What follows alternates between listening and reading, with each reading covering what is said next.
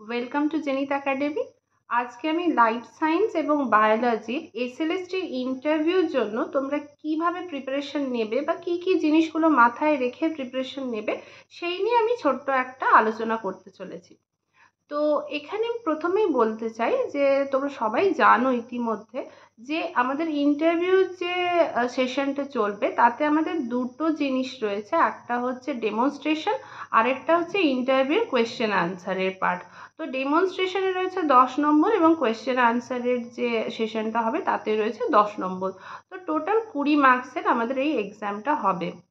তো এই 20 নম্বরের এক্সামের জন্য ডেমনস্ট্রেশনটা খুবই একটা ভাইটাল একটা ব্যাপার, যেটা তোমার হাতেই রয়েছে বেশিরভাগটা, যেটা তুমি নিজে থেকেই অনেকটা ভালো পড়িয়ে ওখান থেকে কিন্তু ভালো মার্কস গেইন করতে পারবে।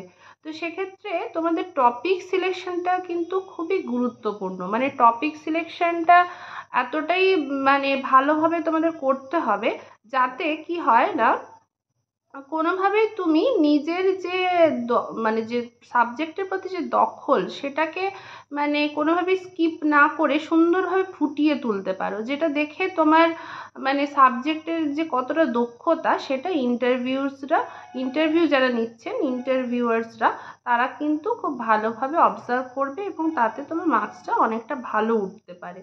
তো সেই জন্য যে ধরনের টপিক সিলেক্ট করবে সেগুলো হচ্ছে যে কনসেপচুয়াল বেস যে টপিক, সেই টপিকগুলোকেই মেইনলি চুজ করবে।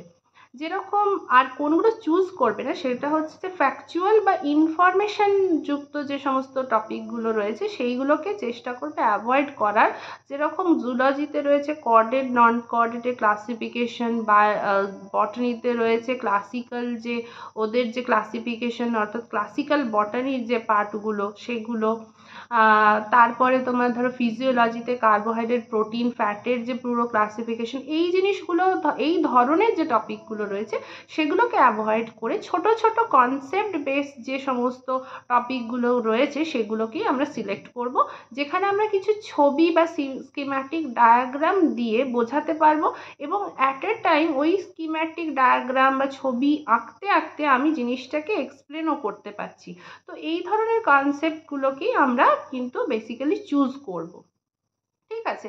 তো এরপরে হচ্ছে তোমরা এর পরের বিষয়টায় যাই, সেটা হচ্ছে ভালো টপিক তোমরা চুজ করলে এবং সেখানে থেকে যত রকমের প্রশ্ন হয় সেগুলো তোমার পুরোপুরি আয়ত্তস্থ থাকবে, মানে তুমি সেইগুলোকে আয়ত্ত করে রাখবে যাতে কোনো রকম কোয়েশ্চেন তোমাকে যদি ওইখান থেকে করা হয় সেগুলো যেন তুমি মিস আউট না করে ফেলো। ঠিক আছে, সেগুলো যেন ভালোভাবে উত্তর দিতে পারো। মানে তোমার যে কতটা সাবজেক্টের প্রতি দখল সেইটা হচ্ছে দেখানোটাই তোমার হবে মূল কাজ। তো এটা হলো বিষয়। এরপরে যখন তুমি ওই ডেমনস্ট্রেশনটা দিচ্ছ তার মধ্যে যে 3টে পর্যায় থাকে, অর্থাৎ হচ্ছে প্রি ইন্টারঅ্যাক্টিভ একটা সেশন, ইন্টারঅ্যাক্টিভ সেশন এবং পোস্ট ইন্টারঅ্যাক্টিভ সেশন। এই যে 3টে ধাপ আমার যে কোনো ডেমনস্ট্রেশনের মধ্যে থাকবে, অর্থাৎ যে কোনো টিচিং লার্নিং যে আমরা প্রসেস যেটা আমরা ক্লাসে আমরা করে থাকবো পরবর্তীকালে, সেইটার মধ্যে এই 3টে ধাপ যেন অবশ্যই থাকে সেটা মাথায় রেখেই কিন্তু পড়াবে। কারণ ওই 3টে ধাপ তুমি অ্যাপ্লাই করছো কি না সেটা কিন্তু ওনারা অবশ্যই দেখবেন। ঠিক আছে, এবং শেষে তোমার ইভ্যালুয়েশনটা কীরকম হচ্ছে একটা সাবজেক্ট বা একটা টপিক পড়ানোর পরে তুমি ক্লাসকে কীভাবে ইভ্যালুয়েট করছো এবং সেখানে স্টুডেন্টসদের গ্যাপ কীভাবে বুঝছো, কী ধরনের কোয়েশ্চেন তোমার যে কোয়েশ্চেনগুলো করা তুমি যেগুলো করবে সেগুলোও যেন খুবই মাইন্ডফুলি করা হয়ে থাকে, যে কোনো প্রশ্ন ওখানে করবে না। তো ওই 5 থেকে 6 মিনিট সময় হচ্ছে তোমার নিজস্ব সময়, সেই সময়টাতে তোমার সমস্ত কিছু দেখিয়ে দিতে হবে যে তুমি কতটা কেপেবল অন্যদের থেকে। ঠিক আছে, তো এইটা হচ্ছে তোমার হাতে থাকলো, তো তুমি এই জিনিসটা করলে। এরপরে যে বিষয়টা সেটা হচ্ছে ইন্টারভিউয়ের কোয়েশ্চেন অ্যান্সারের সেশন থাকবে। তো এখানে তোমাদের যেটা প্রথমেই করে যেতে হবে, বাড়ি থেকে যে প্রিপারেশনটা নিয়ে যেতে হবে সেটা হচ্ছে 9, 10, 11, 12 এর যে ক্লাসের যে বইগুলো রয়েছে সেই বইয়ের সূচিপত্রগুলোকে একদম মগজস্থ করতে হবে। অর্থাৎ সূচিপত্রতে কি কি অধ্যায় রয়েছে সেই অধ্যায়ের মধ্যে কি ধরনের মানে অধ্যায়গুলোর নাম, প্রথমত হচ্ছে প্রথম অধ্যায় দ্বিতীয় অধ্যায় এরকম প্রত্যেকটা অধ্যায়ের কি নাম সেটা কিন্তু একদম নিজের মুখে মানে মুখস্থ থাকতে হবে এবং চোখের সামনে ভাসবে এরকমভাবে প্রিপারেশনটা নেবে। এবং সেখানে ওই প্রত্যেকটা চ্যাপ্টারের মধ্যে ইউনিট, সাব ইউনিটে কী কী রয়েছে সেগুলোও যেন খুব ভালোভাবে তোমাদের জানা থাকে, এটা কিন্তু ওনারা এক্সপেক্ট করবেন। ঠিক আছে, তো হলো এই বিষয়টা প্রথমে করলে। এছাড়া হচ্ছে তোমার ধরো সাবজেক্ট জুলজি কিংবা যার সাবজেক্ট বটানি, তাদেরকে সেই সাবজেক্টের প্রশ্ন তো হয়তো ধরবেই।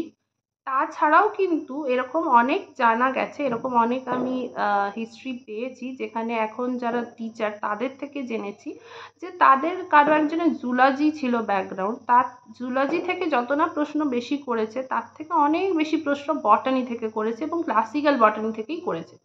আবার যার ধরো বটানি সাবজেক্ট তাকে হয়তো পুরোপুরি ফিজিওলজি থেকে প্রচুর কোয়েশ্চেন করেছেন।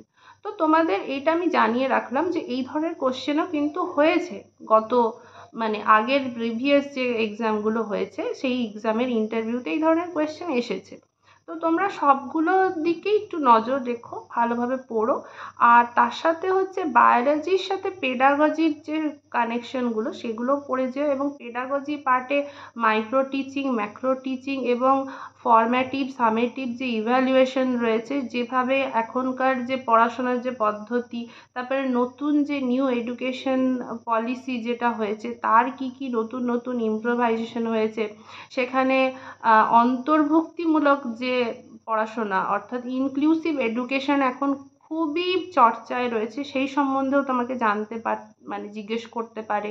স্পেশাল চাইল্ডদেরকে তুমি কিভাবে ক্লাসের মধ্যে ট্রিট করছো সেইটাও জানতে পারে। তো এগুলো পেডাগজির পার্ট।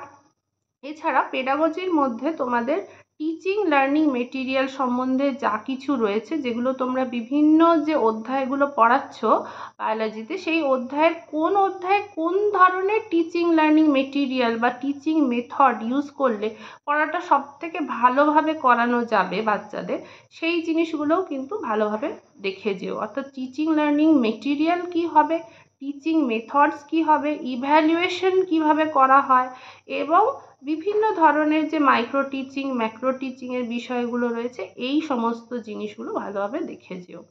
তাহলে বায়োলজির নিজের সাবজেক্ট অর্থাৎ নিজের ব্যাকগ্রাউন্ড ছাড়াও কিন্তু অন্য ব্যাকগ্রাউন্ড থেকে কোয়েশ্চেন আসছে, এবং তার সাথে পেডাগজির সাথে বায়োলজির যে রিলেশন সেইগুলোও কিন্তু ইন্টারভিউ পার্টে এসে থাকে।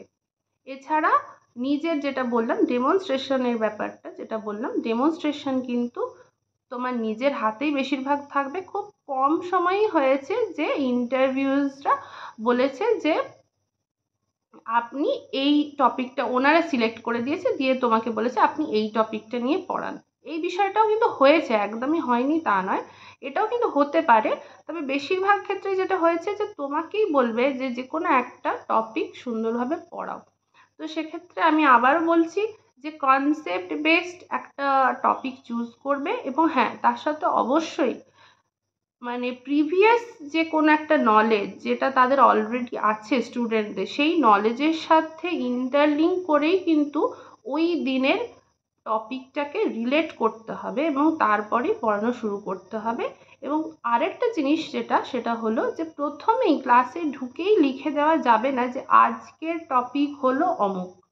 এই জিনিসটা না করে একটা ছোট্ট কিন্তু ভূমিকা থাকবে যে কোনো টপিক শুরু করার আগে। যদি সেটা নতুন টপিক হয় তাহলে তুমি কোনো একটা ন্যাচারাল মানে দৈনন্দিন জীবনের এক্সাম্পল দিয়ে সেটাকে স্টার্ট করতে পারো। আর যদি কোনো একটা চ্যাপ্টারের মাঝখানের কোনো একটা ছোট্ট টপিক তুমি পড়াতে যাচ্ছ, তাহলে সেই টপিকটা পড়ানোর আগে প্রিভিয়াস যে পড়ানোটা হয়েছে, প্রিভিয়াস টপিক যে পড়ানো হয়েছে সেটার সাথে আজকের টপিকটাকে লিঙ্ক করে তারপরে একটা ছোট্ট ইন্ট্রোডাকশন দিয়ে কিন্তু তোমাকে ওই টপিকটা স্টার্ট করতে হবে। ঠিক আছে, তো ভিডিওটা ভালো করে মন দিয়ে দেখো। এছাড়াও তোমাদের যদি আরও কিছু কোয়েশ্চেন বা কোয়ারিজ থাকে নিশ্চয়ই কমেন্ট বক্সে কমেন্ট করবে এবং জানাবে যে আর কি কি তোমাদের লাগবে। ধন্যবাদ।